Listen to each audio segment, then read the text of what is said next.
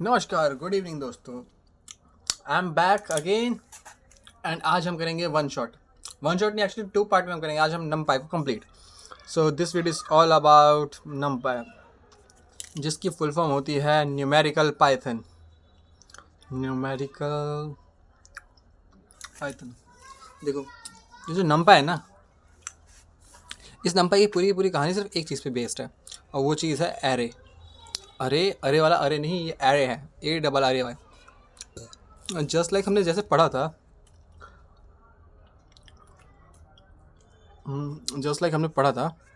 हमने पाइथन में पढ़ा था। पाइथन में एक लिस्ट नाम की चीज़ होती है, जिसको हम लिखते हैं लिस्ट इक्वल्स टू दिस 1 2 3 4, जिसका इंडेक्स होता है 0 1 इंडेक्स।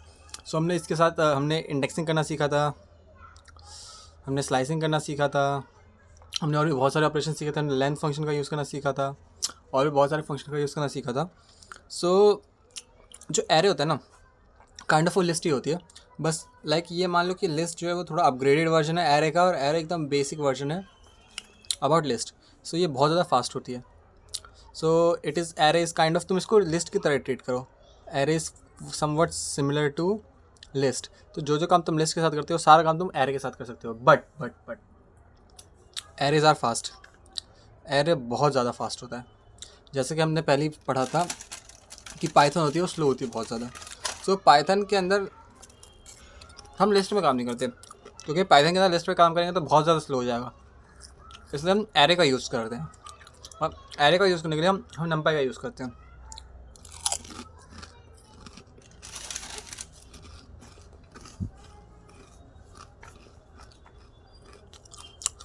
जो एरे है वो फास्ट है। फास्ट क्यों? क्योंकि वो कंपैरिजन देखो, एक बार कंपैरिजन दिखा देता हूँ। ये एक लिस्ट है और ये एक एरे है। ये मेरी मान लो मेमोरी है, फिजिकल मेमोरी, जो मेरी हार्ड ड्राइव होती है ना, रैम रोम जो भी है, ऐसी है। उसके अंदर इसका एड्रेस है 0AX4B729 फलाने का। ऐसे गंदे गंदे एड्रेस है इसके। सेम इसके भी ऐसे ही गंदे गंदे एड्रेस है। अब लिस्ट क्या करता है ना, इसको मान लो मेमोरी में ये दो स्पेस ऑलरेडी भरी हुई थी, ये खाली था और ये भरा हुआ था। तो मेमोरी ने क्या किया, यहाँ पे खाली है, यहाँ पे इसने 1 को स्टोर कर दिया, और यहाँ पे इसने 2 को स्टोर कर दिया लिस्ट ने। यहाँ पे ये भी मान लो भरा हुआ था। तो उसको जो भी खाली जहाँ पे जगह दिखी ना, उसने मेमोरी ने लिस्ट ने वहाँ पे उसको स्टोर कर दिया। लेकिन जो हमारा एरे होता है वो अलग तरीके से काम करता है। वो क्या करता है, मेमोरी में से जितनी जगह चाहिए, मान लो 4 एलिमेंट की जगह चाहिए, तो 4 एलिमेंट की जगह पहले से रिजर्व कर लेगा। जहाँ कहीं भी उसको 4 एलिमेंट की खाली जगह दिखेगी, उस जगह को रिजर्व करेगा, उस पूरे 4 के ब्लॉक को रिजर्व कर लेगा। बाकी चीज़ जाए भाड़ में। लेकिन लिस्ट क्या करती है, जहाँ कहीं भी उसको मेमोरी दिख जाए वहाँ पे वो कर लेती है। अब इससे स्पीड का क्या फ़र्क पड़ता है, इसको हम कहते हैं ना नमपाई stores elements in contiguous memory. Elements contiguous memory blocks, तुम ये लिख सकते हो। अब इससे फ़र्क क्या पड़ता है, जब हम लिस्ट के ऊपर काम करते हैं, जैसे 1 2 3 4, हम चाहते हैं कि हमारे एक नंबर को 2 से मल्टीप्लाई कर दे। तो अगर लिस्ट में करेंगे ना, तो हम इसके ऊपर लूप चलाएंगे। लूप का ऐसा सिंटेक्स होता है, फॉर आई इन लिस्ट का जो भी नाम है, लिस्ट प्रिंट कर दो आई को, और फिर आई मल्टीप्लाई बाय 2 कर दो, आई की पावर 2 कर दो, बस इतना कर दो। तो इससे होगा क्या, जो ये सिंटेक्स लिखा है ना, फॉर आई इन लिस्ट, ये करता क्या है, जैसे ही हम ये लिस्ट लिखेंगे, यहाँ पे एक सीक्वेंस पास करते हैं, ठीक है, और यहाँ पे एक वेरिएबल का नाम पास करते हैं। सीक्वेंस का मतलब क्या है, जो भी सीक्वेंस जिसके अंदर के एलिमेंट्स को हमें यूज़ करना हो, और ये वेरिएबल का नाम है जो टेम्प्रेरी हम नाम रखते हैं कि इसके अंदर जो भी एलिमेंट्स आएंगे उसका हम किस नाम से बुलाएंगे, तो उसको आई नाम से बुलाएंगे। तो इस इतने कोड से होगा क्या, लिस्ट के पास सबसे पहला जब लूप चलेगा तो हमारे पे 1 आएगा, फिर हमारे पे 2 आएगा, फिर 3 आएगा, फिर 4 आएगा। तो एक एक करके हमारे पे एलिमेंट्स आते हैं, उसके ऊपर हम एक एक करके ऑपरेशन परफॉर्म करते हैं। यहाँ पे ऑपरेशन क्या कर रहे हैं, हम प्रिंट कर रहे हैं और हम उसका स्क्वायर कर रहे हैं, ठीक है। तो क्या होगा, सबसे पहले 1 प्रिंट होगा, फिर 1 का स्क्वायर हो जाएगा, फिर 2 प्रिंट होगा, फिर 2 का स्क्वायर हो जाएगा, 3 प्रिंट होगा, उसका स्क्वायर हो जाएगा, फिर 4 प्रिंट होगा, उसका स्क्वायर हो जाएगा। ये है लूप चलाने वाला, और ये लूप बहुत ज़्यादा स्लो होता है पाइथन के अंदर। तो इंस्टेड हम क्या करते हैं, हम करते हैं कि लेकिन नमपाई के जो ऑपरेशन होते हैं वो वेक्टराइज्ड होते हैं। वेक्टराइज का मतलब क्या है, मेरे पे एक लिस्ट है और मैंने लिस्ट मल्टीप्लाई 2 लिख दिया, लिस्ट रेज़ टू पावर 2 लिख दिया, बस इतना लिखना है मेरे को। क्या होगा फिर, हर एक एलिमेंट वाइज जो भी उसके एलिमेंट होंगे एरे, जैसे एक एरे है, कैसे बनाना है एरे वो बाद में दिखाऊंगा, अभी ऐसे ही दिखता है। एक एरे है और जो मैंने लिखा जिसका एरे का नाम लिस्ट है, उसको लिस्ट मल्टीप्लाई मल्टीप्लाई 2 लिख दिया, स्टार स्टार 2। तो इसका मतलब क्या है, जो एरे है उसके हर एक एलिमेंट का स्क्वायर अपने आप हो जाएगा कॉन्टिन्यूसली, और ये काम लगातार होगा, बहुत फास्ट होगा, वेक्टराइज्ड होगा, इसलिए इसको वेक्टराइज्ड कहते हैं, बिना फॉर लूप्स के। अब ऐसा होता क्यों है वो जानने की ज़रूरत है, बट स्टिल छोड़ो। ऐसा इसलिए होता है क्योंकि मेमोरी में ना, क्योंकि अलग अलग एलिमेंट लिस्ट के अंदर अलग अलग जगह फैले पड़े हैं, तो लिस्ट को पूरी मेमोरी बार बार स्कैन करनी पड़ती है कि मेरा एलिमेंट कहाँ पर है, फिर जहाँ जहाँ उसको एलिमेंट मिलेगा वहाँ वहाँ उसको फिर उसके साथ ऑपरेशन करेगा। लेकिन नंपाई में एरे में तो उसको पता है कि एलिमेंट क्या है, उसने बस स्टार्टिंग पॉइंट देख रखा है कि मेरा स्टार्टिंग, मान लो स्टार्टिंग का एड्रेस ये रहा AXB फलानिंग बना, गंदा सा एड्रेस, और मेरा एंडिंग का एड्रेस ये है, ये BXB फलानिंग बना। तो बस स्टार्टिंग से एंडिंग के बीच में लगातार जितने भी एलिमेंट्स होंगे उन सब के ऊपर ऑपरेशन लगा देगा, रिगार्डलेस ऑफ, वो नहीं सोचेगा कि बीच में क्या एलिमेंट है, क्योंकि उसे पता है कि बीच में जितने एलिमेंट्स होंगे वो सारे एक ही एरे के एलिमेंट होंगे, तो उन सब के ऊपर ऑपरेशन लगाना है। सो दैट्स वाई ये वेक्टराइज ऑपरेशन होता है, एंड दैट्स वाई हम एरेस को यूज़ करते हैं। एरे एक्चुअली इसको एरे नहीं कहते, इसको एनडी एरे कहते हैं। एनडी एरे का मतलब क्या है, N dimensional array. So it is full form is N dimensional array. होता क्या है, जैसे कि एक लिस्ट है ना, उसके लिए मैंने तो को नेस्टेड लिस्ट पढ़ानी पड़ती, पर मैं नेस्टेड लिस्ट पढ़ाई नहीं, पर मैं नेस्टेड लिस्ट पढ़ा दूँगा। पहले नेस्टेड लिस्ट पढ़ते हैं, ठीक है। नेस्टेड लिस्ट, देखो एक लिस्ट क्या होती है, एक लिस्ट है एल नाम की, उसके अंदर क्या है 1 2 3। दूसरी लिस्ट है L2 नाम की, उसके अंदर क्या है 1 2 3 3 4। समझे कुछ क्या हुआ दया? लिस्ट के अंदर एक एलिमेंट है जो खुद भी एक लिस्ट है, तो लिस्ट के अंदर जो लिस्ट है और उसके बाद बाकी दो एलिमेंट्स हो तो सिंगल एलिमेंट्स है। तो ये जो ये लिस्ट है ना, ये पूरी की पूरी, ये इस खुद एक एलिमेंट का बात है। इस पूरी लिस्ट को अगर मैं E1 लिख दूँ तो L2 के अंदर क्या होगा, E1 3 4, ये हो जाएगा L1 के अंदर। और E1 क्या है, E1 खुद एक लिस्ट है, समझे? अब तो लिस्ट के अंदर लिस्ट को हम नेस्ट कहते हैं, और नेस्टेड लिस्ट कहते हैं, इसी को नेस्टिंग कहते हैं। अब इसके अंदर इंडेक्सिंग और स्लाइसिंग कैसे होती है वो थोड़ा सा जान लो, वो बाद में जानना, इंडेक्सिंग स्लाइसिंग इसके अंदर की मत जानो। सो जो ND एरे होता है ना, ND एरे, वो भी सेम कुछ ऐसा ही होता है। वो होता है multi dimensional array. Multi dimensional array कहने का मतलब है जो मेरा एक एरे होता है वो सिंगल डायमेंशन का होता है, ठीक है, यानी वो एक ही डायरेक्शन में जा सकता है, उसकी सिर्फ एक ही लेंथ होगी, ठीक है। ये है 1 डायमेंशन का। इसके बाद फिर हमने एरे को हम 2D एरे बना देना तो उसको बन जाता है मैट्रिक्स। मैट्रिक्स के अंदर क्या होता है, रोज़ होती हैं और कॉलम्स होते हैं। This is rows, this is columns और दिस इज़ रोज़। और इसका शेप होता है 2x2 का या फलानी का, जो भी M×N का इसका शेप होता है जनरली, ठीक है। तो ये बनता है मैट्रिक्स और ये होता है 2D, ठीक है। मतलब हम इसमें यहाँ पे भी जा सकते हैं, यहाँ पे भी जा सकते हैं। थोड़ा विजुलाइज करो ज्योमेट्री के साथ। फिर हम सीधा बनाते हैं एक 3D एरे। 3D एरे क्या है, 3D एरे है ऐसी stack of matrix, this is called stack of matrix, stack of matrix और स्टैक ऑफ 2D एरेस। यानी कि जैसे ये मान लो ये मेरा पहला मैट्रिक्स है, इसके अंदर मेरे एलिमेंट्स है, ये मेरा पहला 2D एरे है, इसके अंदर 1 2 3 4 5 6 7 8 9 स्टोर हो रहा है। और जो मेरा सेकंड मैट्रिक्स होगा वो इसी के जस्ट पीछे होगा। काइंड ऑफ विजुअलाइज करने के लिए समझ, तो इसके अंदर मान लेते हैं 7 8 9 10 11 12 13 और वट एवर। सो इसी के पीछे एक होता है, वो डेप्थ में आ जाता है। So this is what, this is depth, ठीक है, ठीक है। तो ये जो हमारे पास होती है वो 3D एरे हो जाता है, मतलब लिस्ट के अंदर लिस्ट काइंड ऑफ, अगर तुम लिस्ट के पॉइंट ऑफ व्यू से समझना चलो। तो जैसे ये तुम्हारी बड़ी वाली लिस्ट हो गई, फिर इसके अंदर छोटी वाली लिस्ट है, मल्टीपल कॉमन से सेपरेट दी तीनों लिस्ट इस बड़े वाली लिस्ट की एलिमेंट है। और इस छोटे वाली लिस्ट के अंदर भी खुद में अपने आप 2 लिस्ट हैं छोटी छोटी,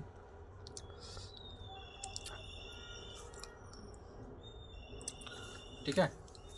तो काइंड ऑफ ये होता है, ऐसा होता है तुम्हारा 3D एरे का स्ट्रक्चर। अगर तुम लिस्ट के पॉइंट ऑफ व्यू से देखो तो कि लिस्ट के अंदर लिस्ट 3 बार की नेस्टिंग है, 3 लेवल की नेस्टिंग है, सेम वही काम होता है 3D एरे में, ठीक है।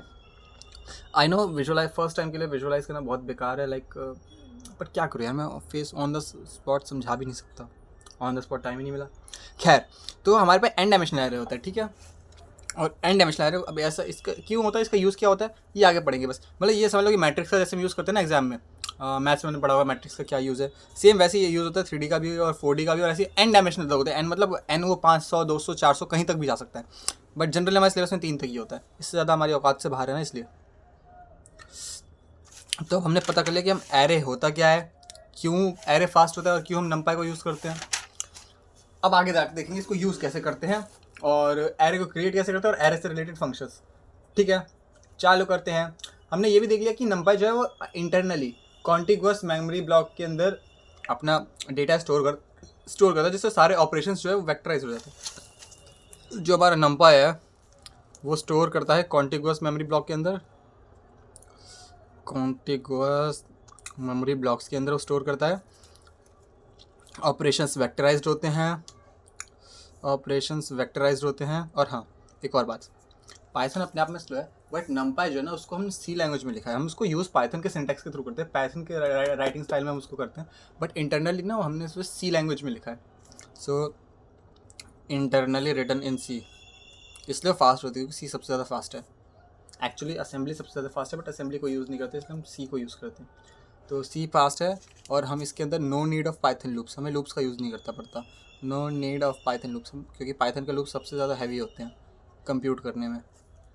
ठीक है, so these are all the things about array and उनका जनरल डिस्कशन। अब बढ़ते हैं एरेस के एक्चुअल की तरफ।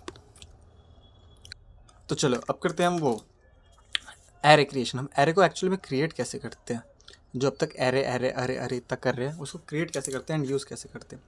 तो सबसे पहले ना एक लाइन जो है जो तुम जैसे C++ में लिखते थे ना, हैश इंक्लूड आईओ स्ट्रीम और भी फलान टिमकान ऐसे गंदा गंदा लिखते थे तुम, using name space STD,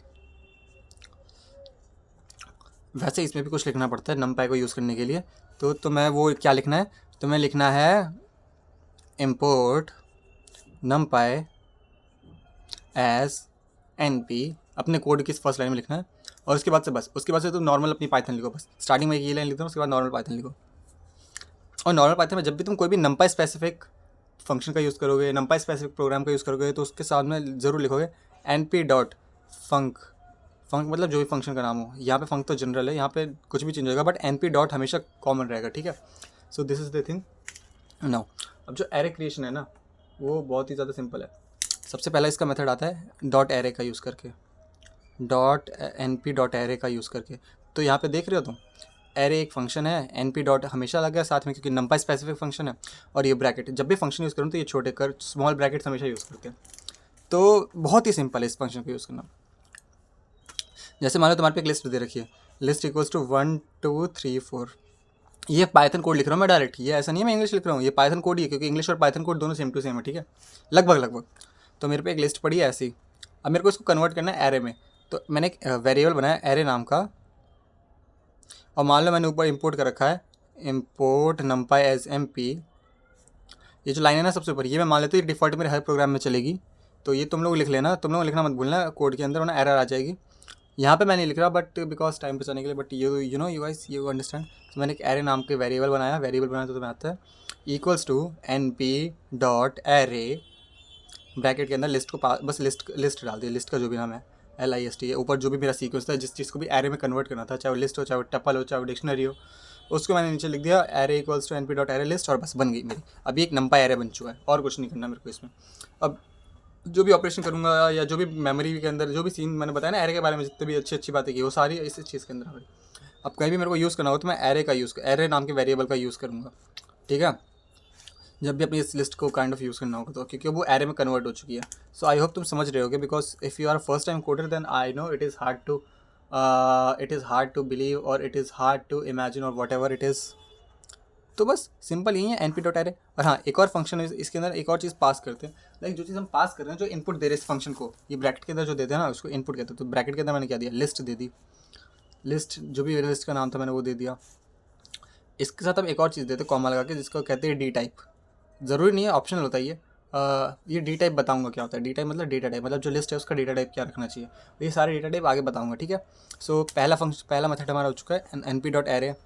second method क्या था, हाँ टपल के साथ भी हम ये काम कर सकते हैं। जैसे मान लो हमारे पे एक टपल है टप नाम का, इक्वल्स टू 1 2 3, ये स्मॉल ब्रैकेट जब कॉमा के साथ अंदर एलिमेंट्स हो तो ये टपल बन जाता है। ये मैंने बताया था फंक्शन तभी रहता है जब किसी नाम के साथ हो बिना स्पेस के, लेकिन ये इक्वल्स टू के बाद है तो ये टपल है।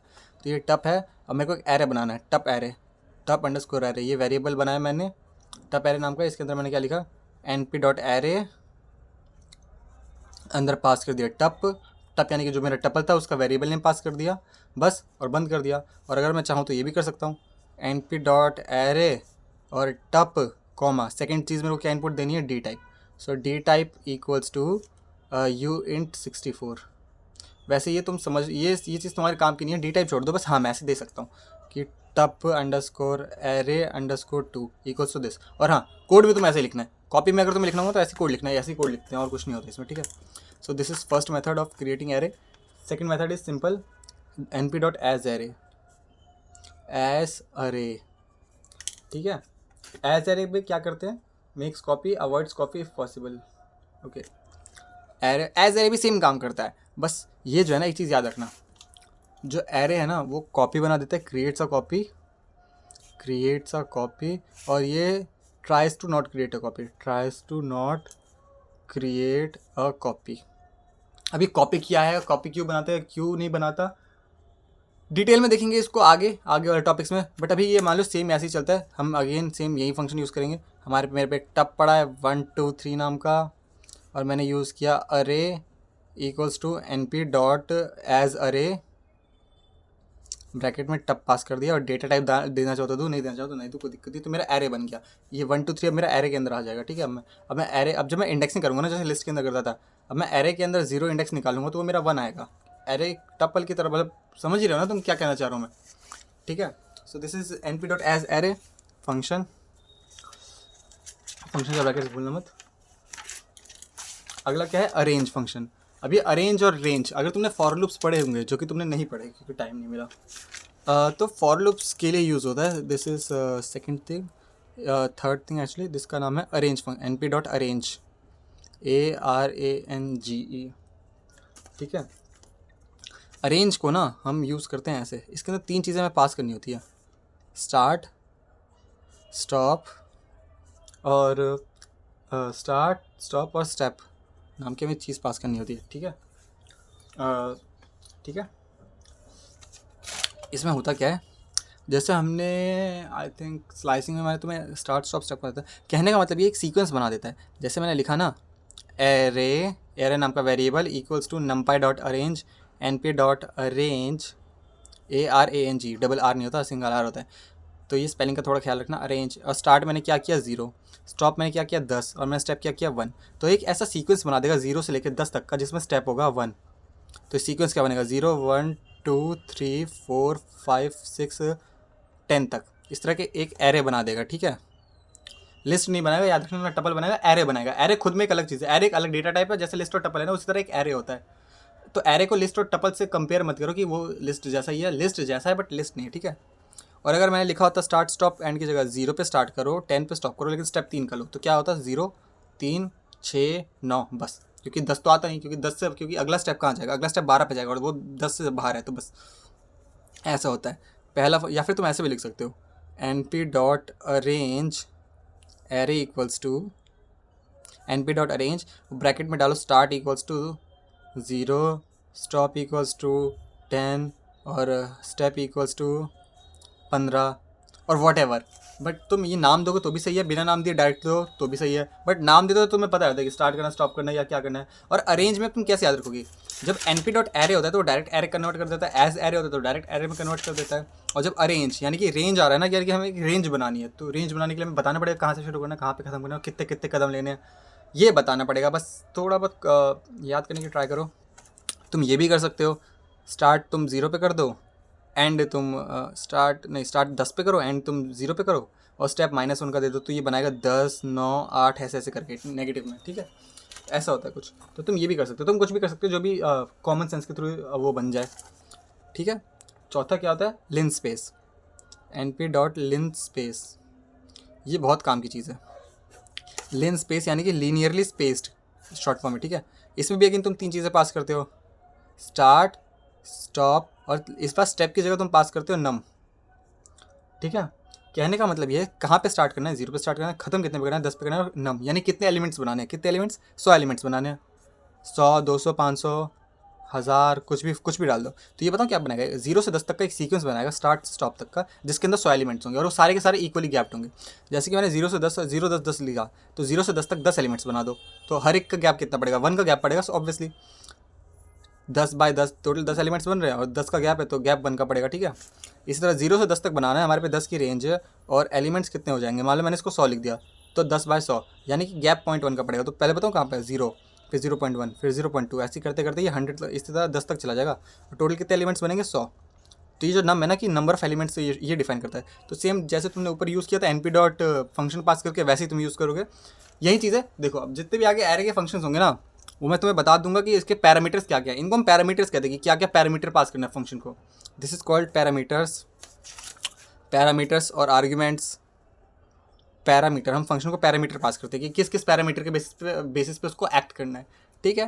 तो मैं तुम्हें बस पैरामीटर बता दूंगा, बाकी यूज़ करने का तरीका सेम है जैसे अब तक मैं यूज़ करता आ रहा हूँ। और अगर तुम्हें थोड़ा डिफिकल्ट लग रहा है तो प्लीज़ कमेंट मत करो, मेरे को बताओ पर्सनली आके कि तुम्हें डिफिकल्ट लग रहा है। मैं अपने खुद के हाथों से करवाऊंगा, तुम्हें खुद के हाथों से लिखवाऊंगा ये, और क्या। np डॉट लिनस्पेस हो गया। लॉग स्पेस है सिलेबस में, मैं एक बार सिलेबस चेक कर लेता हूँ। लॉग स्पेस था ही नहीं।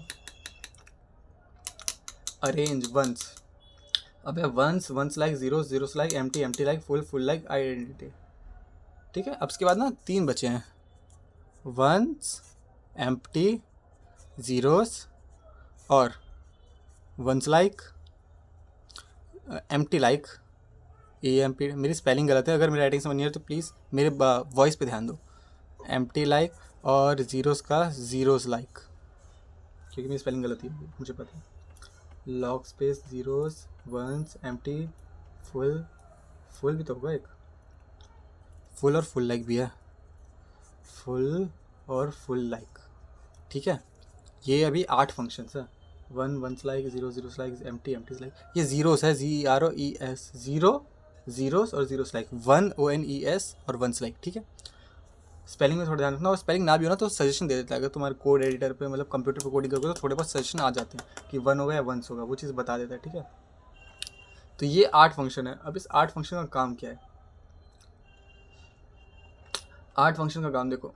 सबसे पहले जो जीरोस फंक्शन है ना, सबसे पहले जीरोस, इसको यूज़ कैसे करते हो, np डॉट जीरोस, REZEROES, ठीक है, ऐसे यूज़ करोगे। इसके अंदर तुम पास क्या करोगे, ये जितने भी है ना इन सब में एक ही पैरामीटर पास करते हो, शेप, और दूसरा डे टाइप। डे टाइप तो हमेशा ऑप्शनल होता है, लेकिन शेप मैंडेट ज़रूरी होता है, शेप के बिना काम नहीं चलेगा। तो जैसे तुमने पीछे पढ़ा था मैट्रिक्स की शेप होती है ना, इस मैट्रिक्स की क्या शेप थी, इस मैट्रिक्स की मान लो 2x2 का मैट्रिक्स है तो उसकी शेप 2x2, 2 होगी।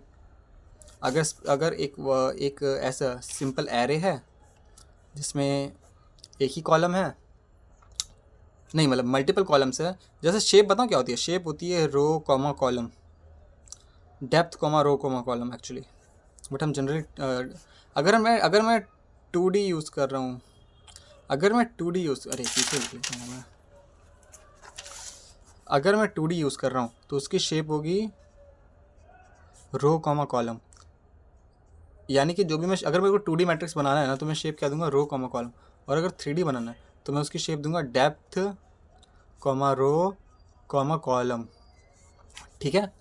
तो तुम समझ गए हो। अगर मेरे को मान लो एक ऐसा मैट्रिक्स बनाना है जिसमें 5 रोज़ और 10 कॉलम हो तो शेप 5, 10 पास करूँगा, ठीक है। अब मैं बताता हूँ इसको यूज़ कैसे करते हैं। सो np डॉट जीरोस, नाम से पता लग रहा है, ये तो नाम से पता क्या लग रहा है कि np डॉट जीरोस के अंदर शेप पास कर दो। जैसे एक एरे बना दिया मैंने, array equals to np dot zeros, और शेप इसके अंदर पास क्या कर दिया, एक सेकंड में एक बार चेक कर लेता हूँ। np dot zeros 2,3, np dot zeros 2,2, समझ गया। हाँ तो हाँ, एक चीज़ यहाँ पे बहुत बड़ी मिस्टेक जो मैं करता हूँ बार बार, तुम लोग मत करना प्लीज़। np डॉट जीरोस में शेप क्या पास करना है, 2,3 पास करना है, तो लिख दो 2,3। और ऐसा करते ही तुम्हारा कोड गलत हो जाएगा, तुम्हारा कोड फट जाएगा, तुम्हारा कोड चलेगा नहीं, ठीक है। बताऊँ क्यों, क्योंकि ये जो हमने ब्रैकेट के अंदर लिखा है ना, ये 2 और 3, ये फंक्शन के पैरामीटर्स हैं। These are function parameters.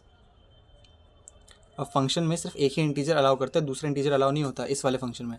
तो तुम्हें बताऊँ कैसे बनाना है, एक चीज़ का ध्यान रखना है, array equals to np dot zeros, z small है, सब कुछ स्मॉल है, और ब्रैकेट लगाओगे, फंक्शन के अंदर एक और ब्रैकेट लगाओगे, और तब लिखोगे 2,3। तो जो शेप पास करोगे ना वो इस ब्रैकेट में पास करोगे, ठीक है। और अगर सिंगल वन डायमेंशनल एरे बनाना है तो सिंगल इंटीजर पास कर सकते हो, यानी कि np.zeros पास कर दो 1, बस इसमें ब्रैकेट लगाने की जरूरत नहीं, तो वो वन डायमेंशनल एरे बन जाएगा, या 1 और 3 और वट एवर इट इज़, ठीक है।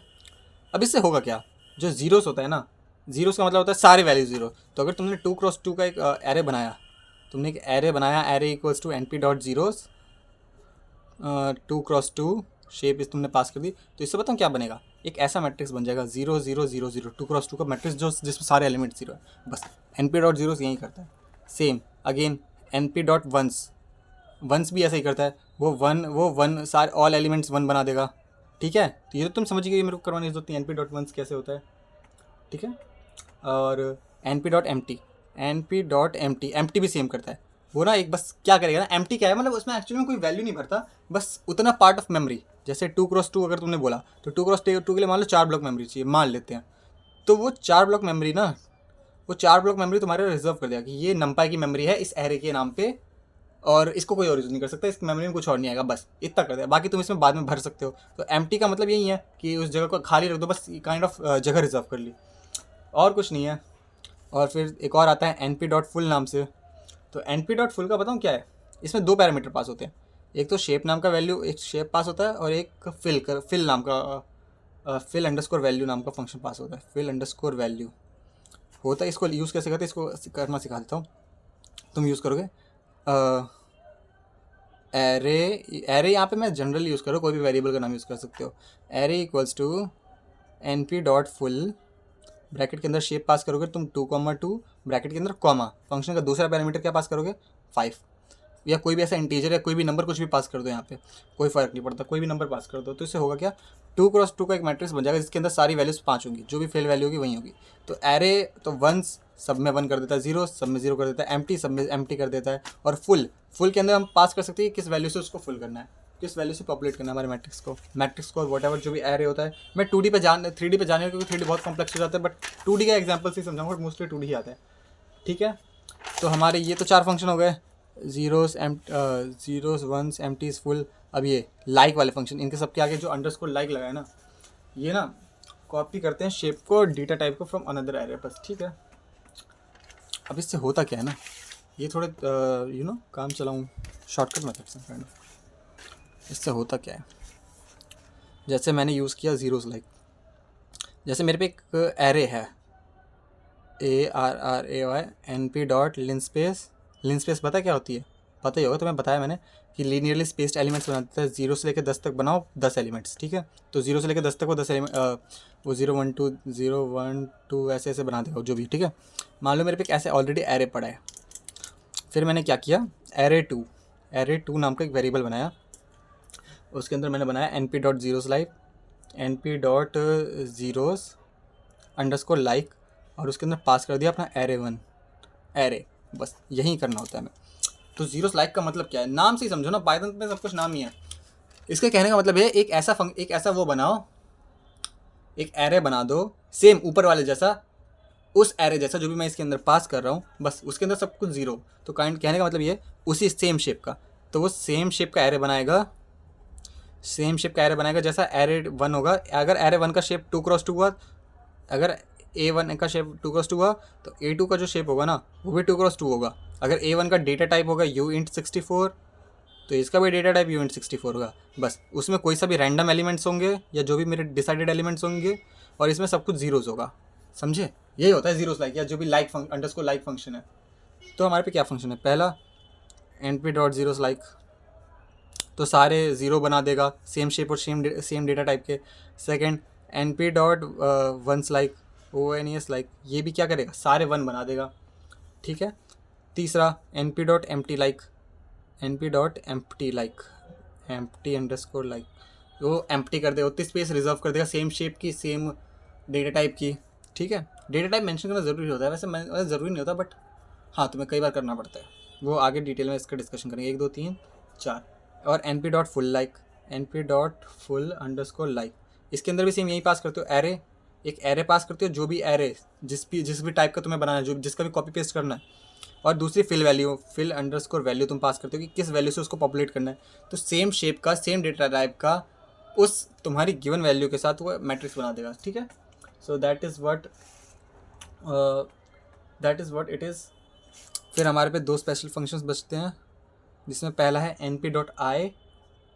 इसके अंदर हम एक सिंगल इंटीजर पास करते हैं जिसका नाम है शेप, ठीक है। कहने का मतलब ये है आइडेंटिटी मैट्रिक्स बना देता है। आइडेंटिटी मैट्रिक्स तुम्हें पता है ना, आई इक्वल्स टू क्या होता है, 1 1 1 0 0 0 0 0। सारे डायगोनल एलिमेंट्स 1 होते हैं, बाकी सारे नॉन डायगोनल एलिमेंट 0 जाते हैं। तो ये, और इसका शेप क्या होता है, 3x3 है, तो हम इसको n×n भी तो कह सकते हैं, सिंपल हम n भी तो कह सकते हैं इसका शेप। मतलब अगर हमें n पता चल जाए तो पूरा शेप पता चलेगा। तो np.i ऐसे ही कहते हैं। तो np.i जब मैंने लिखा ना, एरे इक्वल्स टू np.i 5 3, तो इसने ऐसा एरे बना दिया कि 3x3 का एक आइडेंटिटी मैट्रिक्स बना दिया, और ये सिर्फ स्क्वायर मैट्रिक्स बनाता है, ठीक है। सो np.i का ये काम है।